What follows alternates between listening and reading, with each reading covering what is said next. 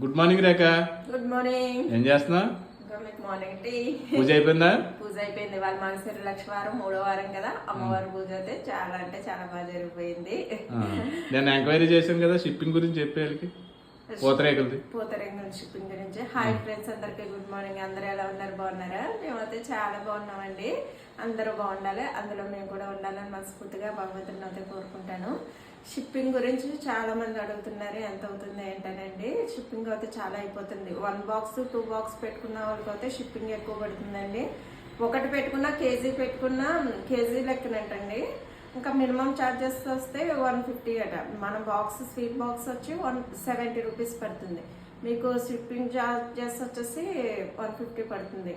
నాకు చాలా ఇది అనిపించింది, ఎందుకంటే తీసుకునే తక్కువ, మళ్ళీ ఛార్జెస్ ఎక్కువైపోతున్నాయి కదా. ఆలోచించి పెట్టుకోండి. 1 2 అయితే వేస్ట్ అని నేనే చెప్తున్నాను మీకు. నా సజెషన్ అవుతాయి అదండి.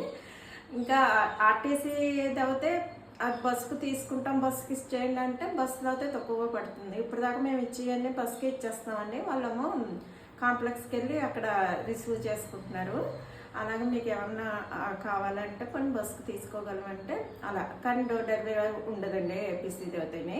కొరియర్ అయితే డోర్ డెలివరీ ఉంటుంది. షిప్పింగ్ ఛార్జెస్ ఎక్కువ పడుతుంది.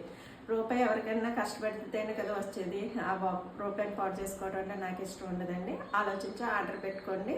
నేను ఫోన్ నెంబరు నాకు మెసేజ్ చేస్తే ఇన్స్టాగ్రామ్లో నేను దాన్ని బట్టి మీకు నెంబర్ ఇస్తాను. ఓకేనండి.